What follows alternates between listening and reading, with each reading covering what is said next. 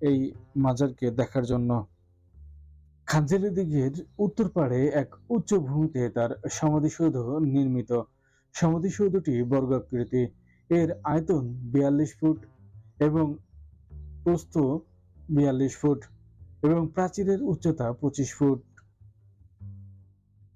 এর ছাদে একটি গম্বুজ আছে। সমাধিসৌধের ভিতর একটি প্রস্তর নির্মিত বেদিতে হযরত খানজান আলী রাহমাতুল্লাহ মাজার অবস্থিত। দরগাহ বা সমাধিসৌধের স্থাপত্য শিল্প অনেকটা ষাট গম্বুজের ন্যায়। শিলালিপিতে মৃত্যু তারিখ, দাফন তারিখ ছাড়াও আল্লাহর নাম, কোরআন শরীফের কয়েকটি সূরা এবং তার উপর আল্লাহর শান্তি বর্ষিত হোক ইত্যাদি লিপিবদ্ধ আছে।